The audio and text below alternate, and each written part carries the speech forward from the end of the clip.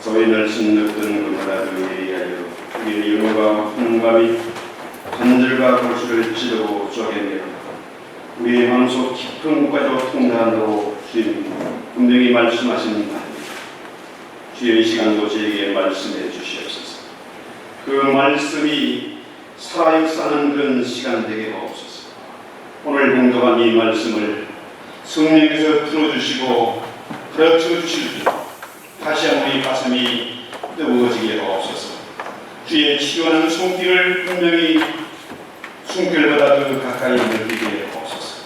예수님의 이름으로 기도했습니다.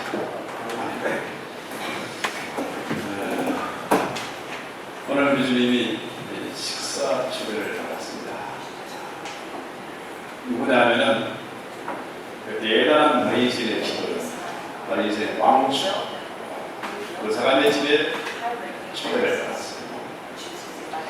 그 당시 유대 그 전통에서는 병자들, 가난한 사람들은 초대를 안 받습니다.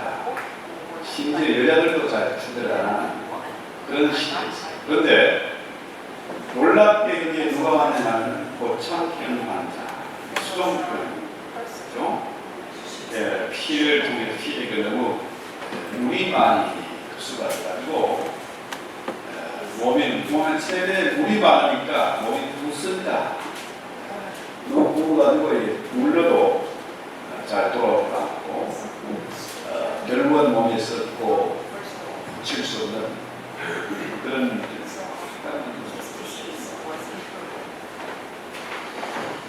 자, 이 고창병 환자를 초대했는데 자, 이 사람들이 왜 주님을 그 환자를 초대했을까요? 자, 한국에 있을 때 보면요, 어떤 목사님이 저한테 얘기해요. 부역자를 어떻게 그렇게 다스립니까? 해같이 다스려야 됩니까? 그때 한 9명이 됐거든요, 부역자를. 뭔 말이냐 했더니 자기는 아주 고급 음식점에 들어가가지고 시큰 먹이면서 완전히 그냥 묵사발을 만들어버린답니다. 비싼 밥을 먹이면서 소화도 되지 않고 밥맛 떨어지게 자자한 그 사람들은 뭡니까? 손님으로 초대받는 거, 식사 대접하는 것을 아예 이벌이 났을 겁니다. 진리더라고요. 주님이 아마 오늘 이 식사 초대 자리가 그랬을 겁니다. 이 사람들이 주님을 초대한 이유가 뭡니까? 고창병 환자를 초대한 이유가 뭘까요? 주님을 영광이죠. 특히 안식일에 무슨 짓거리 하나, 요 시비를 걸려고 지금 식사 초대를 했습니다. 오늘 이 잔치 자리, 이 식사 자리에 한번 같이 가봅시다. 우리가 손님으로 한번 가보는 겁니다. 이발사들은 직업적으로 보면은 뭘 보냐면은 그 사람의 그 헤어스타일, 머리가 어떻게 만들어지는가, 이발할 때가 안 되는가, 구두 닦는 사람들은 얼굴 보는 게 아니고 언제 납니까? 그 신발, 좀 따뜻하지 신발을 신고. 자, 우리가 잔치집에 가면은 누가 무슨 옷을 입고 왔는가, 어떤 대단한 사람이 왔는가, 아니면 저 사람 집에 가서 식사를 하면 나에게 유익이 있을까, 이런 관심을 갖게 되는데 주님은 그 자리에서 누구의 관심을 갑니까? 대단한 사람, 잘난 사람, 이런 사람이 아닙니다. 주님은 언제나 가장 소외되고 고통당하는 그 사람들을 주목하십니다. 오늘 주님이 바리새인의 그 대장에게 관심을 가진 것이 아니라 누구에게요? 이 사람들에게 끌려온 이 불쌍한 고창병 환자, 몸이 뚱뚱 부어서 죽을 날을 기다리는 이 사람에게 관심을 가지시고 이 사람을 어떻게 하십니까? 고쳐주세요. 사람이 고칠 수 없는 그 질병을 안식일에 이 사람의 병을 고쳐주셨습니다. 자, 오늘 우리가 예배하러 왔습니다. 예배는 누구에게 드리는 겁니까? 하나님께 드리는 겁니다. 사람 만나러 온 것도 아니고 옷자랑 하러 온 것도 아닙니다. 우리는 주님 만나러 왔습니다. 주님 앞에 예배를 드립니다. 여기에 주님이 함께 하십니다. 그렇지 않으면 우리가 예배할 이유가 얼마 전에 북한의 현념치라는 사람이 꼬마 동지가 꼬마돼지가 분실하는데 졸고 있는 장면이 포착해서 고사 기관총이라는 연구를 했더니 비행기 쏘아 떨어뜨리는 그런 기관총이라고 해요. 그걸로 벌집을 만들고 아예 그 정도 총에 맞으면요 이게 몸을 시신을 찾을 수가 없답니다. 흔적이 사라집니다. 꼬마 돼지가 연설하는데 졸다가 그냥 그런 엄청난 기가 막힌 꼴을 당했습니다. 가족들 보는 앞에서요. 새카만 후배들 보는 앞에서 그렇게 무참하게 처형이 됐어요. 이 자리에 주님이 계십니다. 오늘 주님이 성령을 통해서 우리에게 말씀하세요. 보면 꼭 예배 시간에 안채가 하는 사람들, 예배 시간만 되면 습관적으로 사는 사람도 있습니다. 고상하게 몸 잡고 하는 사람들인데 주님이 지금 우리의 모습을 보고 계십니다. 다 알고 계십니다. 그죠? 자, 우리 주님의 관심은 누굽니까? 여기에 작은 분이 아닙니다. 힘들고 고통을 당하고 사회적으로 대접받지 못하고 소외된 그런 사람들에게 관심을 가지시고 그 사람들의 형편을 다 아시고 문제를 해결해 주시고 치료하기를 원하세요. 그런 은혜가 오기를 바랍니다. 자, 우리 주님이 안식일에 병자를 고친 일이 성경에 보면 한 7번 기록되어 있습니다. 베드로의 장모의 열병을 고쳐주시고 귀신 들린 사람을 고쳐주시고 지난번에 또입니까? 복수가 된 사람을 고쳐주시고 안식일에 손 마른 사람을 고쳐주시고 또 안식일에 밀린삭을 뜯어먹는 그런 제자들도 다 hand하시고 의도적으로 우리 주님이 도발적으로 일부러 안식일에 그 일을 행하신 이유를 봅니다. 그런데 이 바리새인들의 속셈은 지금 뭡니까? 이번에도 안식일에 이 고창병 환자를 고치나 보자 하고 지금 주님을 같이 환자하고 초대한 겁니다. 왜냐하면 안식일에 병을 고치는 것을 이 사람은 뭡니까? 일로 공부를 일. 자, 안식 일을 하면 안 돼. 그런데 왜 당신은 안식일에 사람 고치는 일을 하냐? 이걸 가지고 시비를 드는 거죠. 자, 10계명이 뭡니까? 안식일을 기억하여 거룩하게 지키라. 안식일을 지키라는 거죠. 자, 그러면 이 바리새인의 계략은 뭘 합니까? 안식일에 뭐 하고 있어요? 잔치를 베풀고 손님을 칭한 겁니다. 이건 일입니까? 뭡니까 이게?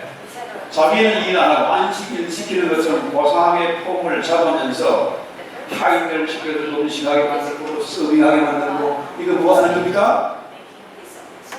자기들은 대당 위치에 있으니까 나는 일 안 해도 되고 나는 안식일을 지켜야 되고 하인들이나 개나 소는 굴에 먹어야 된다 이런 얘기 아니겠습니까?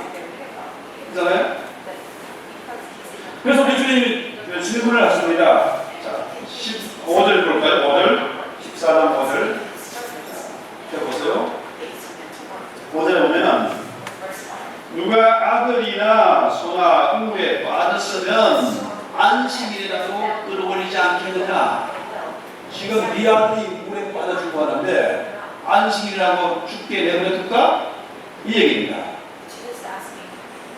자, 너희 집에서 부리는 소가 지금 강물에 빠져 죽어가 끌어올리지 않겠느냐? 자기들은 안식일에 종들을 소를 부려 먹으면서 안식일에 병자를 고친다고 시비를 거는 그들의 속셈을 주님이 다 아시잖아요. 그렇다면 안식일의 의미가 뭘까요? 자, 이 안식일에 개나 소가 빠져도 건져낼 텐데 사람이 소보다 못하냐 이 말입니다. 오늘 우리 주님의 말씀을 우리가 한번 생각해 봅니다. 우리 주님은 오늘도 일하고 계세요. 왜? 악한 사단이란 오늘도 통일하게 우리의 마음을 흔들고 졸게 만들고 안색하게 만들고 어떻게든지 하나님의 말씀을 받고 있습니다. 그러니까 사단이는 방방으로 일하는데 우리 주님 어떻게 해요? 오늘도 일하고 계십니다. 오늘도 저와 여러분의 어려운 문제를 해결해 주기를 원하시고 우리의 사마음을 치유해 주기를 원하시고 우리의 병든 육체를 고쳐주기를 원하십니다. 자, 문제는 10절 보세요. 청함을 받은 사람들의 상자 높은 자리에 앉는 것을 보시고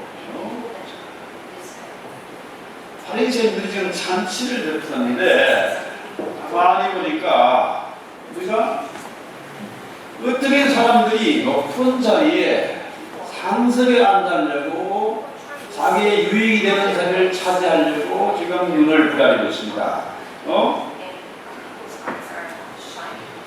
오늘 주님의 말씀은 너희가 상석에 앉지 말라.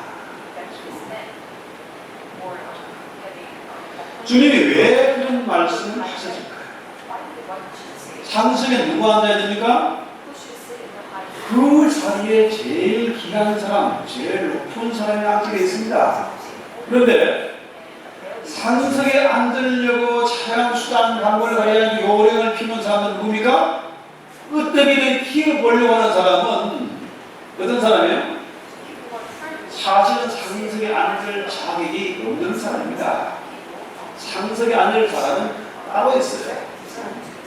아까 그 현현철 북한에 체험된 사람 얘기했습니다만 그 사건이 있고 나니까 사람들이 어지간 김학의대리 눈치를 보느라고 앞서가다고 몰라서 뒤로 물러나고 그런 식으로 보도가 됐더라고요.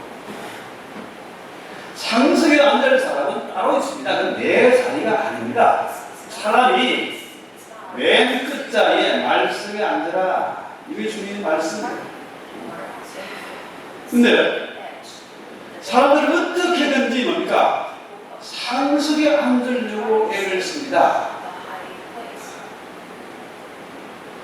그 사람들은 자비였기 때문에 어떻게든 튀어보려고 상석에 앉으려고 하지만은 그것 때문에 뭡니까? 결국은 사람들에게 미움받게 되고 따돌림을 받게 돼요. 심지어 우리 목사님들 중에도 보면요, 자기 자랑들을 놓고 어떻게 남을 깔아뭉개고 그 자리에 나를 애쓰는 친구였어요. 근데 아무도 그 사람 인정 안 해. 완전히 왕따가 됐어. 참 불쌍한 친구입니다. 오늘 주님의 말씀대로 우리가 상석에 앉으려고 하지 말고 말석에 내려가면 당연히 주인이 와가지고 아니 당신이 왜 여기 앉아 계십니까? 이거 오십시오. 그래 되지 않겠습니까? 오늘 주님이 그 말석에 맨 끝자리에 앉아라 이렇게 충고하시는 것은 거짓된 경고성을 나타내는 그렇게 하라는 말씀이 아닙니다. 하나님은 우리의 생각과 우리 마음의 중심을 다 알고 계십니다. 그래서 지금도 우리 하나님은 교만한 자를 끌어내리시고 겸손한 자를 높이시는 분이십니다.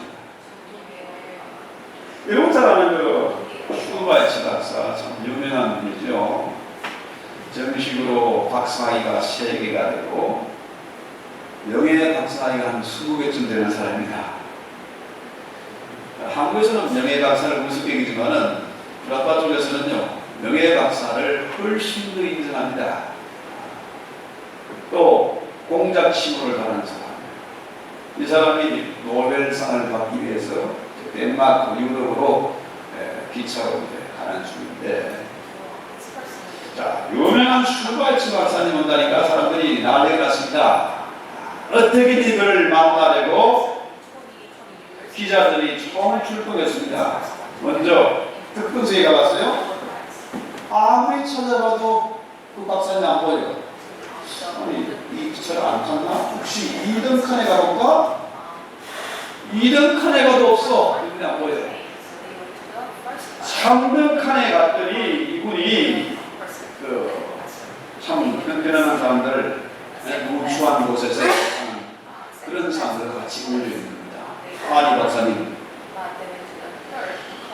정말로 이분은 대단한 분 아닙니까? 또 노벨상 상금이 엄청나요. 당연히 특등 승리라는 제일 말씀에가 계시는 겁니다. 그래서 보세요. 왜 이렇게 무추한 곳에 계십니까? 그랬더니 이분 말씀이 유명하죠. 저는 제가 들릴 곳을 찾아 살아오지 않았습니다. 저를 필요로 하는 곳을 찾아다니며 살았습니다. 지금도 그렇게 살고 있을 뿐입니다. 그분이 언제나 상승을 차지하려고 하지 않고 말씀을 굳이 차지하려고 살아갔더니 하나님도 그를 높이시고 세상도 그를 귀하게 보는 겁니다. 그렇습니다. 이 겸손이라는 게 우리 신앙인의 기초가 되는 것이죠. 신앙생활 30년, 40년 되고요. 이 겸손이 바탕이 되지 않으면 아무것도 아닙니다. 이게 근본이에요. 거의 모태가 되는 겁니다. 우리 주님이 참으로 온유하고 겸손한 분이십니다. 십자가 질 만큼 미련하게 바보처럼 사신 분이십니다. 그랬더니 하나님이 그를 높이시고 만물을 그의 발 아래 두게 하신 것입니다. 그래서 어거스틴이 말하기를 성자죠. 성 어거스틴이 이런 말을 했습니다. 기독교인의 윤리의 첫째는 겸손이다. 둘째도 겸손이다. 셋째도 겸손이다. 자, 나 정말 겸손합니다. 나 겸손한 사람이다. 이제는 우리가 돌아야죠. 순수입니다. 오히려 그거 아니고 자기 인식이죠. 그래서 우리 주님이 겸손의 가장 본보기 이 샘플을 보여줬어요. 우리 주님이 겸손한 그는 근본 하나님의 번째시나 그와 동등됨을 저버리기 아니하고 오히려 자기를 비워 종의 모습이 있다는 오신 분이십니다. 자, 우리가 지난 시간에 말씀드린 대로 좁은 물로 들어가기 힘쓰였는데 세상 많은 사람들이 찾는 그 넓은 길, 이 편한 길이 이게 아니고 주님 가신 그 길을 가려고 하면은 먼저 우리가 이 겸손의 물을 통과해요.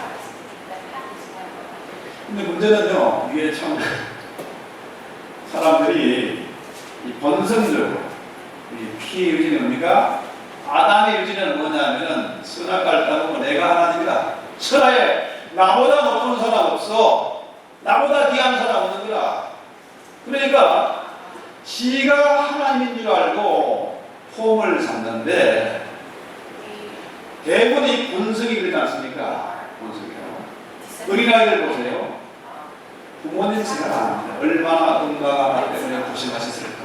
임신했을 때 얼마나 불편했을까? 기저귀 갈아치우면서 얼마나 정말 수고를 하셨을까? 이걸 생각지 않습니다. 애들은 철저히 자기 중심이다. 부모가 바쁘든 배고프든 지만 먹어야 되고 저는 자야 되고 때부리만 다 들어줘야 되고 그러지 않습니까? 그러다가 인생의 쓴맛 단맛을 보면서 조금씩 철이 들어가는 겁니다. 뜨거운 맛을 보냐면 누구지? 인간이 아닙니다. 저 역시도 생기먹을 여러 챙겨 먹는데 하도 고생을 많이 해요. 얼마나 불같은 면만을 몇 덩어리 그러더라고요. 제가 한 3년 지나니까 다른 사람 30년 겪을 거 다 겪었습니다. 3년 만에 다 겪었습니다. 뜨거운 맛을 보면은 낮아지게 되어 있습니다. 모 연구소에서 한국의 그 CEO 527명을 대상으로 CEO가 되는 과정에 가장 중요한, 가장 결정적인 문제가 뭐냐, 가장 중요한 지능이 뭐냐 이렇게 물었더니 이분들이 가장 많이 응답한 게 뭐냐면 대인지능이다. IQ, EQ 뭐 이런 게 중요한 게 아니고 대인관계, 사람을 잘 대인관계를 잘하는 그런 지능을 자, 사람을 예리하게 분석하고 남을 잘 이해하고 다른 사람과 쉽게 교제할 수 있는 그런 지능, 이 대인지능이다. 가장 중요합니다. 이 대인지능이 뭐 리더십으로 연결되고 이런 사람이 성공적인 인생을 산다 이 얘기입니다. 며칠 전에 한국에서 뭐 천재 소녀 이야기 매스컴에 뭐 발칵 뒤집어졌습니다. 이 뭐 천재 소녀가 뭐 하버드 대학교 학교로 어디로 학교가 교수가 제발 우리 학교에 와달라고 사정하고 신고에 뭐 대문짝이 떠들었는데 알고 봤더니 이게 완전히 가짜다. 다 위조된 거다. 자, 사람들이 어떤 애들이 나는 남보다 앞서가려고 상승에 앉으려고 살벌하게 경쟁하는 사회에 살다 보니까 아이들이 어떻게 해요? 어릴 때부터 학원으로 무슨 성대해버리는 겁니다. 가해하고 난리. 부모가 워낙에 애를 푸시하니까 애들이 정상적으로 생활할 수가 없습니다. 이 아이의 문제는 틀림없이 그 부모의 문제입니다. 참 국제적인 방식을 다한 거죠. 그래서 우리가 오늘 주님의 말씀대로 상승에 앉으려고 하십니다. 튀지 마라. 오란돌이 덤쩍맞는다고요. 튀는 행동을 하면 내 맡게 되겠습니다. 뒤지게 맡게 되는 거죠. 그래서 우리 중에 뭡니까? 차라리 TV들의 우한 이웃을 친하지 말라. 그 사람들이 너를 더 친하여 내게 갚음이 될까? 이건 뭐 친구 사이나 가족 사이나 이렇게 친하게 지내는 거, 화목하게 지내는 거 이걸 의미하는 게 아닙니다. 이게 뭔가 의도가 있다는 거죠. 그렇죠? 자, 잘난 사람, 대단한 사람, 부자들을 추천하면 우리가 세상에 공짜가 있습니까? 얻어먹으면은 한 번씩 내가 대접을 해야 됩니다. 10번 얻어먹으면 한 번은 해야 돼. 세상 공짜습니다. 공짜 너무 좋아하면 좋습니다. 그러죠? 공짜 가르치지 말아야 돼요. 자, 그 사람들하고 어울리려면 어떤 일이 됩니까? 명품을 시야겠죠. 품위 유지비가 엄청나게 들죠. 그러다 보니까 뱁새가 황새를 쫓아가려면 가위가 찢어지게 되는 거죠. 그렇게 살지 말라는 겁니다. 불쌍하게 살지 마라. 자, 이 사람이 초대했으니까 나도 저 사람을 대접해야 돼. 그 맨날 파티하고 초대하고 잔치하고 하다 보니 어떻게 되겠습니까? 완전히 급속하게 세상이 타락하게 된다. 불공평한 사회가 된다. 그래서 영국의 그 로한 애킨스라는 그 유명한 코미디언 배우가 있습니다. 이 사람이 하도 못생기고 너무 못나고 공부도 못하고 바보 같아가지고 부모님 걱정거리죠. 제가 커서 뭐가 될까? 장가나 갈 수 있을까? 심지어 합격부에 선생님이 이렇게 기록해놨습니다. 이 아이는 도저히 가르칠 수가 없고 아무리 가르쳐도 소용이 없는 아이다. 이렇게 써놨어요. 그런데 이 아이가 탁월한 재주가 있는데 늘 바보처럼 행동합니다. 바보처럼 행동해서 남을 웃기게 만들어. 그래서 최고의 그 배우, 세상 사람들의 사랑과 존경을 받는 가장 겸손한 그런 배우가 되지 않았습니까? 그래서 우리가 이 사람들과의 관계에 있어서요, 자꾸 앞서려 나가려고 하고 어떻게든 뭐 위에 진출하려고 이렇게 몸부림치지 말고 그런 힘과 돈과 시간을 가지고 어떻게 됩니까? 가난한 사람. 얼추 말해서 누굴 초대하라고요? 가난한 사람들, 소외되는 사람들, 병자들, 맹인들을 초대해라. 이 얘기 아닙니까? 그거 돈 많이 안 됩니다. 아무리 그런 뱅이라도 그런 건 할 수 있습니다. 아, 돈이 있는데 아닙니다. 조금만 관심 가져주면 그들 너무너무 좋아합니다. 한국에도요, 뭐 처음에는 박터 목사, 참 얼마나 귀한 일을 합니까? 사람들이 그 어려운 일을 하는 사람 하는 시도 해줬습니다. 나중에 사람 이상하게 타락했으면 되지. 성공하고 출세하는 비결이 뭡니까? 낮은 자리에 내려가가지고 그들 관심 가지고 조금만 도와주면은 돈도 생기고 명성도 생기고 대단한 그런 자리에 올라갈 수 있습니다. 그게 비결이야. 자, 우리가 그들을 향해서 조금의 관심과 사랑을 가지고 잔치를 베푼다면 오늘 14절 말씀 볼까요? 14절에 뭐라고요? 이런 의인들의 부활 시에 내가 갚음을 받는다. 하나님이 엄청나게 갚아주셨어요. 이 땅에서 30배, 60배, 100배로 갚아주시고 마지막 날에 부활 때에도 어마어마한 상을 받게 될 것이다. 이 얘기죠. 그래서 오늘 우리가 이 말씀을 통해서 다시 한번 가슴에 새겨야 되는 것은 뭘까? 주님의 그 온유함과 겸손함. 저는 김제에 금산교회라고 있습니다. 금산교회. 그 교회가 옛날에 선교단일이 1905년도에 세운 교회인데요. 그 교회가 기업자의 교회입니다. 왜 기업자 교회냐면은 남녀 칠수는 부동성이다. 남녀가 유별한 어떻게 이렇게 같이 앉아요. 망측스럽게. 그래가지고 이쪽에는 남자분, 이쪽에는 여자분. 그래서 기업자로 되어 있으니까 담대하서 저쪽에 있고 남녀가 따로 앉았습니다. 청신대 그 양지 캠프스에 가면은 그 소래교회 복원을 해놨는데요. 그 교회가 꼭 그렇게 되어 있습니다. 이쪽에는 기업자 교회죠. 근데 그 교회에 조득성이라는 사람이 있습니다. 이 사람이 금강을 해가지고 금캐는 사업을 해서 오늘 엄청 벌어가지고 그 일개 최고 부자가 됐습니다. 그런데 이 사람과 같이 일하는 마부가 있습니다.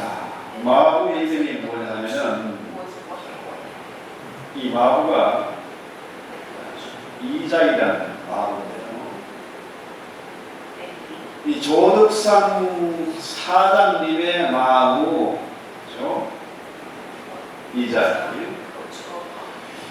그 기업자 교회에 추천한데 교회가 조금 성장 한 200명 정도 성장하니까 장도를 써야 되잖아요.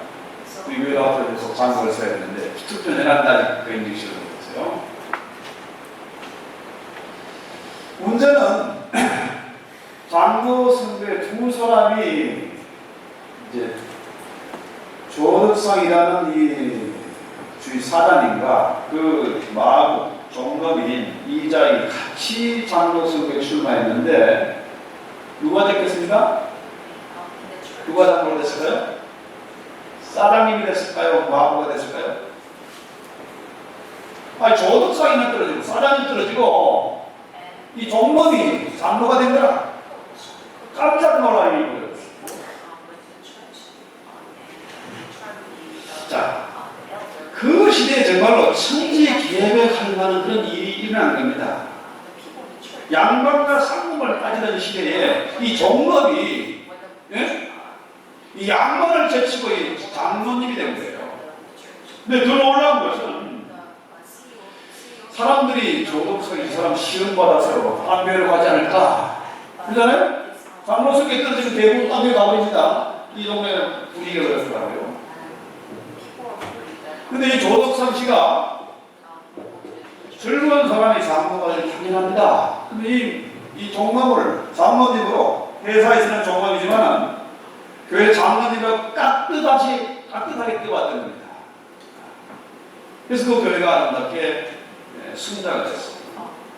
뿐만 아니라 나중에 이 조덕상 이분도 장로님이 됐는데 스님 장로라고 이 마음 장로님을 깍듯이 스님이고 또 이분을 신학교에 보내가지고 목사님을 만들어서 이 금산교회 관임서로 승진을 했습니다. 놀랍지 않습니까? 자, 이 장로님이 이 종놈, 이 종놈을 관임 목사로 치며 그렇게 스포트를 하니까 이자희 목사님이요 총회에서 처음으로 3번 연임에서 총회를 들으겠습니다.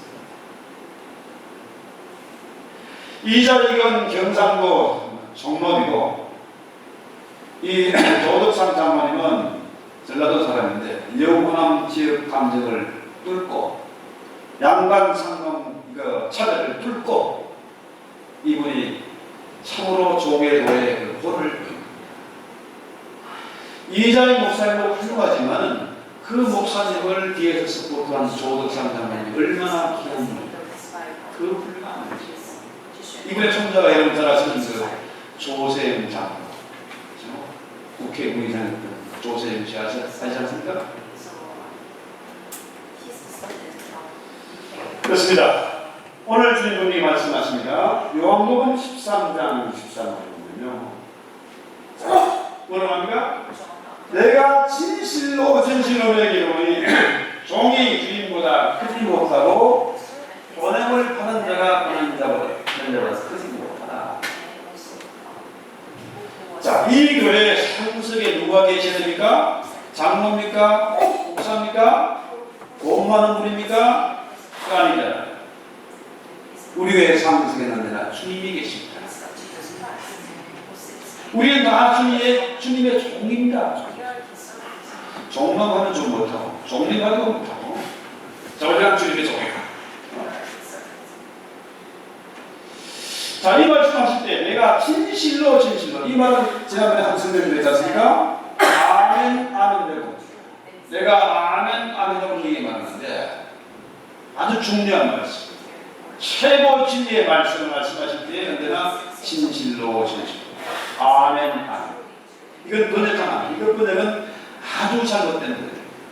번역을 하면 안 되는 거예요. 왜 아멘 하고 내가 너에게 말한다. 이게 정확한 거예요. 주님이 아멘 하고 하신 말씀은 누구도 바꿀 수 없는 겁니다. 이 진리는 천년 만년 가도 변하지 않는 것입니다. 이 말씀을 우리가 살아야 돼요. 주님보다 우리가 앞서지 말아야 되고 주님보다 상석에 앉으려고 하는 그런 망측한 생각을 버려야 된다. 그래서 빌립보 2장 3절에 뭐라니까 아무 일에든지 다툼이나 소용을 하지 말고 오직 겸손한 마음으로 각각 어떻게 하라고요? 자기보다 남을 낮게 여기고 각각 자기 일을 내 일도 하고 또 뭡니까? 각각 다른 사람의 일도 돌아가서 나의 기쁨을 충만하라. 이게 주님의 말씀. 그렇죠? 자, 이렇게 살려가면 우리가 게으른 분에서 되겠습니까? 좋아서 되겠습니까? 다른 사람들보다 몇 배 더 열심히 살아야 된다는 겁니다. 내 것만 챙기지 말고 남들 것도 챙겨야 돼요. 내가 콩 잡고 사는 것이 아니라 주의 종으로서 남을 나보다 나게 여기고 사는 점이 바로 그런 삶이 됩니다.